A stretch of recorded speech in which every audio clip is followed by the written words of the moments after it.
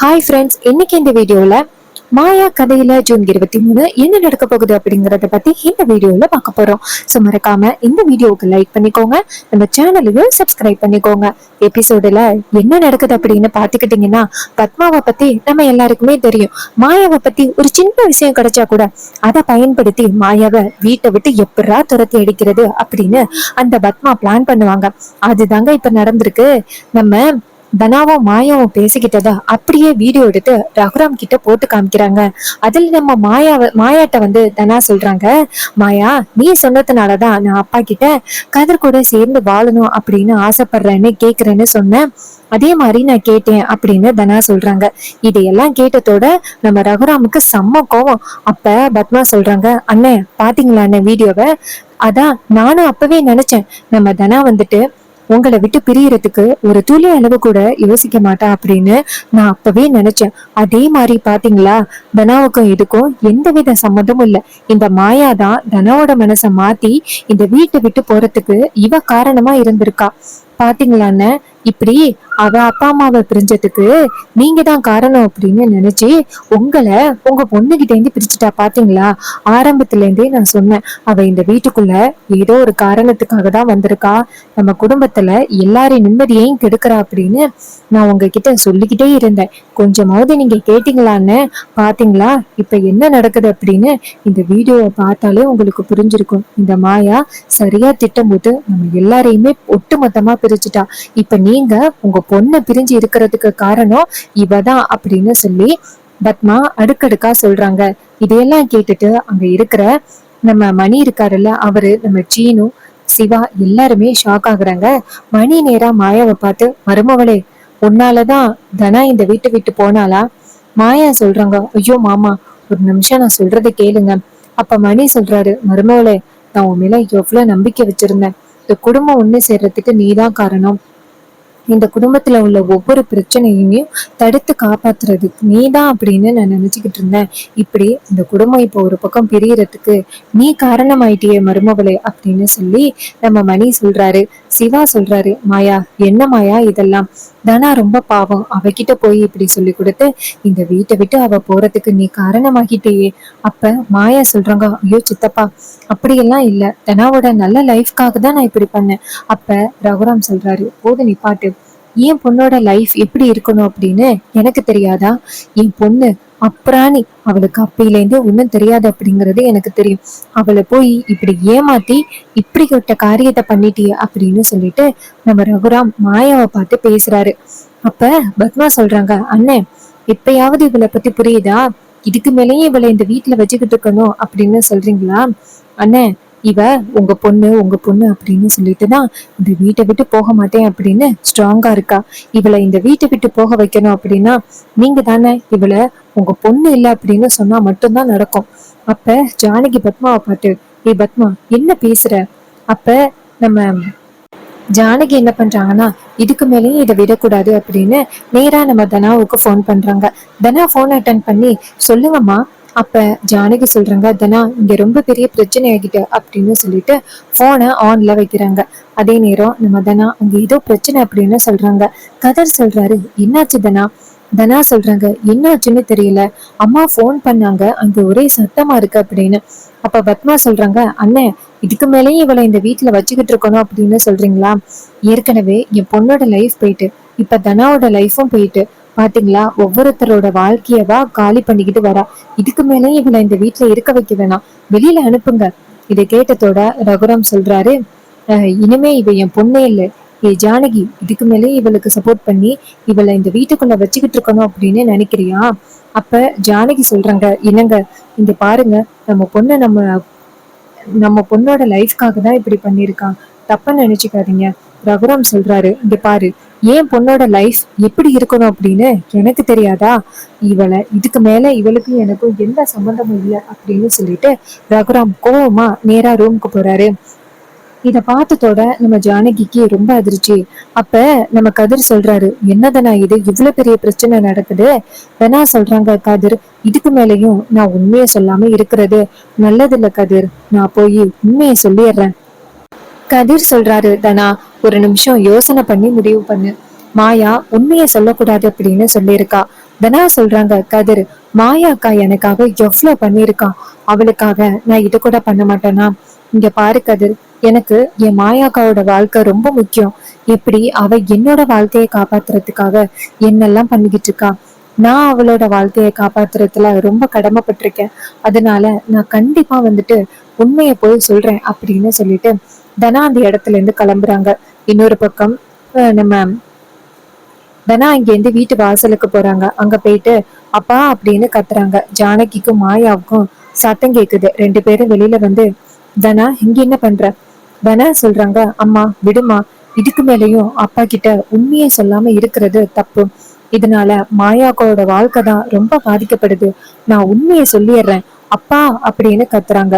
ரகுராமுக்கு வீட்டுக்குள்ள தனாவோட சத்தம் கேட்டதோட ரகுராம் நினைக்கிறாரு, யார் அது அப்படின்னு வெளியில கிளம்பி வராரு. ஜானகி தனா கிட்ட, தனா அப்பா வந்துருவாரு போமா. அப்ப தனா சொல்றாங்க, இல்லம்மா நான் போக மாட்டேன். அப்ப மாயா டக்குன்னு தனாவோட கைய வாங்கி தலையில அடிச்சு சத்தியம் பண்ணி, நீ பெரியப்பா கிட்ட சொல்லக்கூடாது அப்படின்னு சத்தியம் பண்ணிடுறாங்க. இதை கேட்டதும் நம்ம தனா ரொம்ப ஷாக் ஆகுறாங்க. அப்ப ஜானகி தனாவை கூட்டிக்கிட்டு போயிடுறாங்க. இன்னொரு பக்கம் ரகுராம் வெளியில வராரு. வந்து பார்த்தா நம்ம மாயா நின்றுகிட்டு இருக்காங்க. ரகுராம் சுத்தி முத்தி பார்த்துட்டு நேரா வீட்டுக்குள்ள போறாரு. அப்ப மாயா இங்கேருந்து வெளியில போயிட்டு தனா கிட்ட, தனா என்ன காரியம் பண்ண பார்த்தேன், கொஞ்ச நேரத்துல பெரியப்பா கண்டுபிடிச்சிருப்பாரு. தனா சொல்றாங்க, மாயாக்கா நீ எனக்காக எவ்வளவு பெரிய தியாகத்தை பண்ணிக்கிட்டு இருக்க அக்கா, இதுக்கு மேலேயும் வேணாக்கா. அப்பா கிட்ட நான் உண்மையை சொல்லிடுறேன், உன் லைஃப் ரொம்ப பாதிக்கப்படுதுக்கா. அதுக்கு மாயா சொல்றாங்க, இங்க பாரு தனா, அதை நான் எப்படியாவது சமாளிச்சுக்கிறேன். ஆனா பெரியப்பா கிட்ட மட்டும் நீ உண்மைய சொன்ன, கண்டிப்பா பெரியப்பாவால தாங்கிக்கவே முடியாது தனா. அதனால நீ உண்மைய சொல்லாம இருக்கிறது தான் நல்லது தனா. தயவு செஞ்சு சொல்றது கேளு அப்படின்னு சொல்லிட்டு கெஞ்சுறாங்க. இதை கேட்டதும் நம்ம தனா சொல்றாங்க, இல்ல மாயாக்கா, நான் உண்மைய சொல்லிடுறேன். அதுக்கு மாயா சொல்றாங்க, இங்க பாரு, நீ சத்தியம் பண்ணிருக்க எனக்கு சொல்ல மாட்டேன் அப்படின்னு, அதனால நீ சொல்லக்கூடாது. இதை கேட்டதும் தனா சொல்றாங்க, அக்கா எனக்கு ரொம்ப வேதனையா இருக்கு. என்னோட லைஃப் நல்லா இருக்கணும் அப்படிங்கிறதுக்காக நீ எவ்வளவு பெரிய தியாகத்தை பண்ணிக்கிட்டு இருக்க. ஆனா உனக்கு நான் எதுவுமே பண்ண முடியாம இருக்கேனேக்கா அப்படின்னு ரொம்ப கஷ்டப்படுறாங்க. இதை கேட்டதும் நம்ம மாயா சொல்றாங்க, இங்க பாரு, அதையெல்லாம் நான் பாத்துக்கிறேன், நீ கவலைப்படாத. இதை கேட்டதோட நம்ம தனாவும் சரி மாயாக்கா அப்படின்னு சொல்லிட்டு நேரா வீட்டுக்கு கிளம்புறாங்க. இன்னொரு பக்கம் கதிர் நம்ம தனா கிட்ட, தனா என்னாச்சு? அப்ப தனா சொல்றாங்க, இது மாதிரி மாயாக்கா உண்மையை சொல்லக்கூடாது அப்படின்னு தடுத்துட்டாங்க. எனக்கு ரொம்ப கஷ்டமா இருக்கு கதிர். மாயா அக்காவுக்கு என்னால லைஃப் ஸ்பாயில் ஆகுது. அப்பா நாளைக்கு வக்கீல வர சொல்ல போறாரு அப்படின்னு கேள்விப்பட்டேன். எனக்கு என்ன பண்றதுன்னு தெரியல அப்படின்னு சொல்லிட்டு ரொம்ப கஷ்டப்படுறாங்க. இதை கேட்டதும் நம்ம கதிர் சொல்றாரு, மாயா ரொம்ப பாவம், நம்ம நல்லா இருக்கணும் அப்படிங்கிறதுக்காக அவளோட வாழ்க்கைய தியாகம் பண்ணிக்கிட்டு இருக்காளே அப்படின்னு. அப்புறமா மாயா நேரா ரூமுக்கு போறாங்க. அங்க போனதோட சீனு கோவமா மாயா கிட்ட, எங்க வர?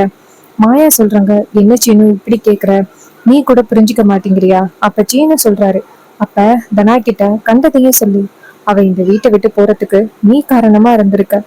ஏன் மாயா, நான் உன் மேல எவ்வளவு நம்பிக்கை வச்சிருந்தேன், நீ இந்த மாதிரி தப்பு பண்ண மாட்ட அப்படின்னு எவ்வளவு நம்பிக்கை வச்சிருந்த, கடைசியில என் நம்பிக்கைய இப்படி சதைச்சிட்டியே. அப்ப மாயா சொல்றாங்க, என்ன சீனு நீ கூட இப்படி பேசுற, நான் தனா நல்லா இருக்கணும் அப்படிங்கிறதுக்காக தான் பண்ணேன். அப்ப சீனு சொல்றாரு, அவன் கூட போய் எப்படி தனா நல்லா இருப்பா, கொஞ்சமாவது யோசனை பண்ணி பாத்தியா? அப்ப இத்தனை நாளும் தனா அவ சுயநலமா யோசிக்கல, நீதான் அவகிட்ட கண்டதையே சொல்லி அவ மனசையே மாத்திருக்க அப்படின்னு சொல்லிட்டு ரொம்ப கோவப்படுறாங்க நம்ம சீனு. அப்ப நம்ம மாயா ரொம்ப கஷ்டப்படுறாங்க.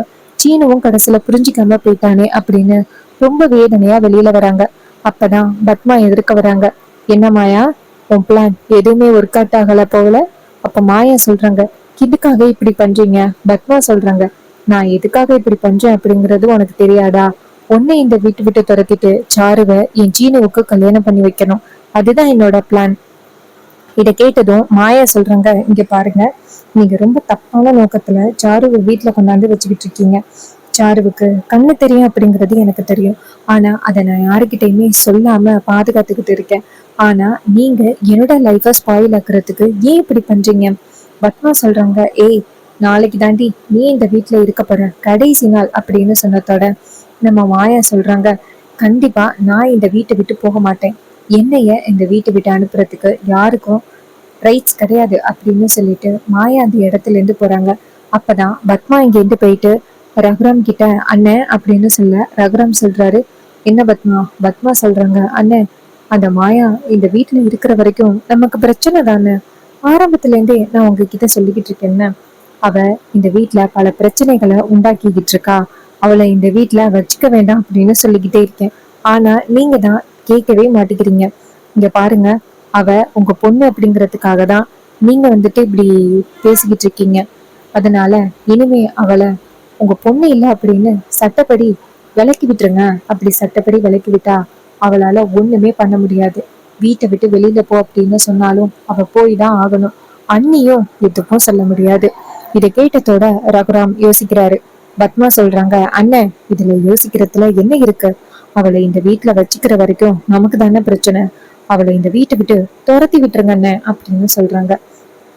சோ இதை கேட்டதும் ரகுராமும் யோசிக்கிறாரு. அப்ப பத்மா சொல்றாங்க, அண்ணன் நாளைக்கே வக்கீலுக்கு போன் பண்ணி அவரை வர சொல்லி கையெழுத்து போட்டு மாயாவை வீட்டை விட்டு அனுப்பிடுங்க. உடனே ரகுராமும் சரி அப்படின்னு சொல்றாரு. அப்புறமா பத்மா ரொம்ப சந்தோஷமா அங்க இருந்து ரூமுக்கு போறாங்க. அங்க போயிட்டு பார்வதியும் சாருவும் இருக்காங்க. பத்மா ரொம்ப சந்தோஷமா ஸ்வீட் கொண்டாந்து கொடுக்குறாங்க. அதுக்கு பார்வதி கேக்குறாங்க, என்னக்கா ஸ்வீட் எல்லாம் கொண்டாந்து கொடுக்குறீங்க? பத்மா சொல்றாங்க, நாளைக்குதான் அந்த மாயா இந்த வீட்டுல இருக்க போற கடைசி நாள். சாரு கேக்குறாங்க, என்ன அத்தை சொல்றீங்க? பத்மா சொல்றாங்க, ஆமா, எப்படியும் வந்துட்டு அண்ணன் அவளை இந்த வீட்டை விட்டு துரத்திடுவாரு. அவரு தனா மேல எந்த அளவுக்கு பாசமா இருந்தாரு அப்படிங்கிறது நம்ம எல்லாருக்குமே தெரியும். அவ இந்த வீட்டை விட்டு போறதுக்கு அவதான் காரணம் அப்படின்னு தெரிஞ்சுட்டு அதனால கண்டிப்பா அண்ணன் அவளை வீட்டுல வச்சுக்க மாட்டாங்க. இப்ப நான் அண்ணன் கிட்ட லைட்டா அந்த வக்கீல வர சொல்லி இனிமே ஆஹ் அவருக்கும் அந்த மாயாவுக்கும் எந்தவித சம்மந்தமும் இல்லை அப்படின்னு சொல்லி அஹ் சட்டப்பூர்வமா மாயாவை பொண்ணே இல்லை அப்படின்னு சொல்லி வீட்டை விட்டு துரத்துங்க அப்படின்னு சொல்லிட்டேன். உடனேயே அண்ணனும் சரின்னு சொல்லிட்டாரு. சோ நாளைக்கு நடக்க போறதுல அந்த மாயா இந்த வீட்டை விட்டு போக தான் போறா. இது கேட்டதோட சாருவுக்கு ரொம்ப சந்தோஷம். அந்த மாயா அந்த வீட்டை விட்டு போயிட்டா எனக்கும் சீனவுக்கும் கல்யாணம் நடக்கும்னு அத்தை. பத்மா சொல்றாங்க, சாரு அதுக்கு தானே சாரு நான் இவ்வளவும் பண்ணிக்கிட்டு இருக்கேன். இங்க பாரு, நீ தான் என்னோட மருமக, அதுல எந்தவித மாற்றமும் இல்ல. யாராலையும் தடுக்கவே முடியாது. நீ என் மருமக. இது கேட்டதோட சாரு ரொம்ப சந்தோஷப்பட்டு தேங்க்ஸ் அத்தை, இப்ப கொடுங்க ஸ்வீட்டை அப்படின்னு ஸ்வீட் சாப்பிடுறாங்க.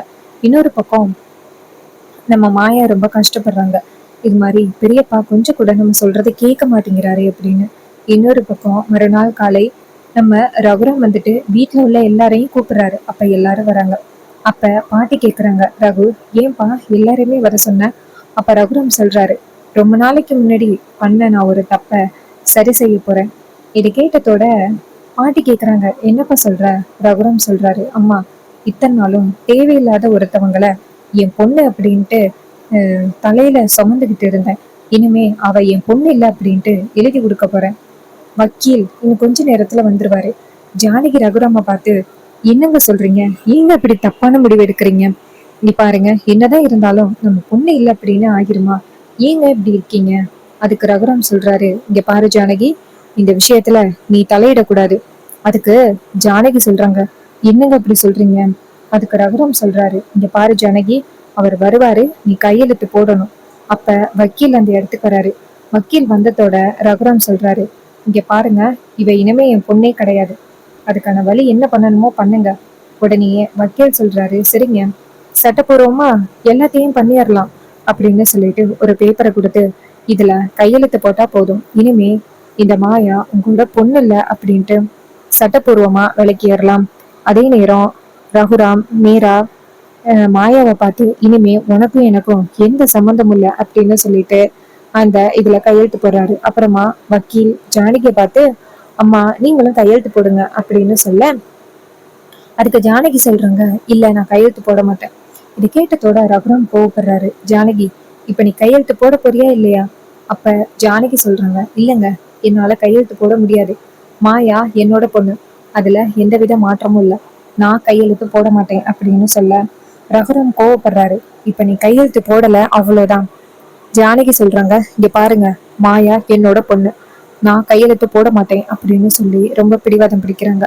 அப்ப வக்கீல் சொல்றாரு, சார் இது மாதிரி ஜானகி மேடம் கையெழுத்து போட்டா மட்டும்தான் இது செல்லும், இல்லைன்னா செல்லாது சார்.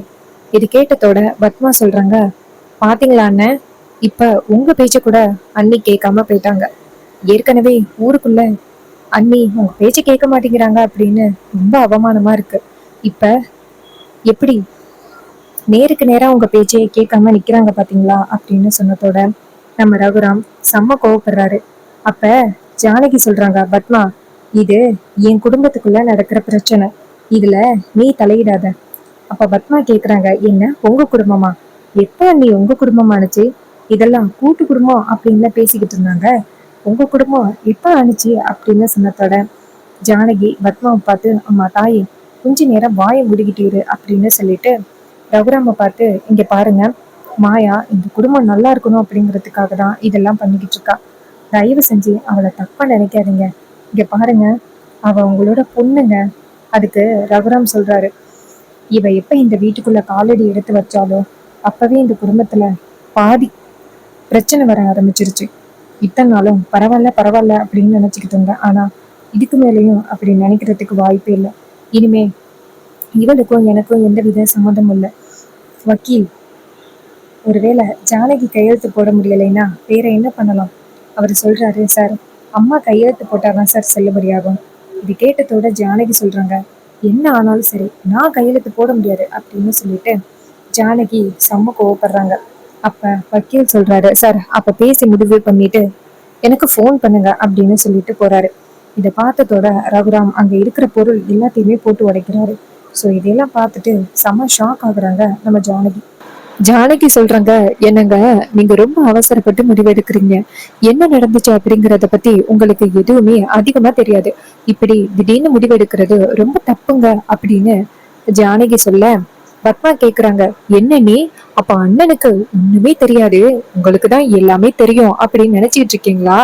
அப்ப மணி சொல்றாரு, ஏ ஜானகி கொஞ்சம் வாய முடி, பத்மா கொஞ்சம் வாய முடிக்கிட்டு சும்மா இரு, அண்ணி என்ன சொல்ல வராங்க அப்படிங்கறத கொஞ்சம் பொறுத்து கேளு. அப்ப ஜானகி சொல்றாங்க, இங்க பாரு பத்மா, என்ன நடந்துச்சு அப்படிங்கறத பத்தி உனக்கு எதுவும் தெரியாது. உன் பொண்ணு இந்த நிலைமையில இருந்தா உன் பொண்ணை இப்படி விட்டுக்கிட்டு இருப்பியா? அப்ப பத்மா சொல்றாங்க, இங்க பாருங்க அண்ணன் அப்படி என்ன ரெடி பண்ணணுமோ எல்லாத்தையுமே என் பொண்ணுக்கு ஏற்பாடு பண்ணிடுவாரு. நீங்க தேவையில்லாம பேசாதீங்க. இங்க பாருங்க, நீங்க பண்றது ரொம்ப தப்பு. அண்ணன் பேச்ச ரொம்ப மீறுறீங்க. அண்ணன் ரொம்ப பாவம், அவர் பொண்ணு பிரிஞ்சு எவ்வளவு வருத்தப்பட்டுக்கிட்டு இருக்காரு அப்படிங்கிறது எங்களுக்கு தான் தெரியும். நீங்க தேவையில்லாதவங்க பேச்சு கேட்டு இப்படி உங்க பொண்ணோட லைஃபை ஸ்பாயில் பண்ணிட்டீங்க.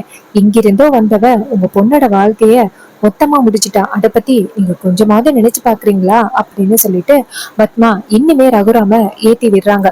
அப்ப நம்ம ரகுராம் சொல்றாரு, பத்மா அவகிட்ட இவ்வளவு சொல்லி என்ன பிரயோஜனம் பத்மா? அவளுக்கு ஒரே குறிக்கோள் மட்டும்தான், அவளுக்கு அவளோட பொண்ணு மட்டும்தான் முக்கியம். அதாவது இந்த மாயா மட்டும்தான் முக்கியம். மற்றபடி அவளுக்கு யாருமே முக்கியம் கிடையாது. யாரோ எப்படியோ போகட்டும் அப்படின்னு நினைச்சிட்டு இருக்கான். இங்க பாரு ஜானகி, என் பொண்ணுக்கு மட்டும் ஏதாவது ஆணுச்சு அந்த கதிரால, கண்டிப்பா அந்த கதிரை நான் சும்மா விட மாட்டேன்.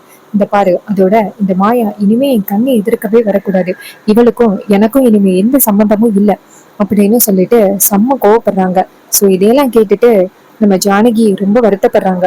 அப்ப மாயா ஜானகியை பார்த்து, பெரியமா எனக்காக நீங்க எதுவும் பேச வேண்டாம் பெரியமா, நான் பாத்துக்கிறேன். அதுக்கு ஜானகி சொல்றாங்க, மாயா நீ என்ன வேணாலும் பேசலாம், இந்த குடும்பத்துக்காக நீ என்னெல்லாம் பண்ணிருக்க அப்படிங்கிறது எனக்கு தான் மாயா தெரியும். அதனால நீ பொறுமையா இரு அப்படின்னு சொல்லி பேசுறாங்க. சோ இந்த கதை உங்களுக்கு எந்த அளவுக்கு பிடிச்சிருந்துச்சு அப்படிங்கறது மறக்காம கமெண்ட்ல சொல்லுங்க. இதே மாதிரி இனிமே அப்டேட்ஸ் நம்ம சேனல்ல நீங்க தொடர்ந்து பார்க்கணும் அப்படின்னாலும் மறக்காம நம்ம சேனலை சப்ஸ்கிரைப் பண்ணிட்டு பக்கத்துல உள்ள பெல் ஐகானையும் கிளிக் பண்ணி ஆல்ல செட் பண்ணிக்கோங்க. அப்பதாங்க அடுத்தடுத்து வீடியோஸ் போடும் பொழுது தொடர்ச்சியா உங்களுக்கு நோட்டிபிகேஷன் வரும், பார்க்கலாம். தேங்க்யூ ஃபார் வாட்சிங்.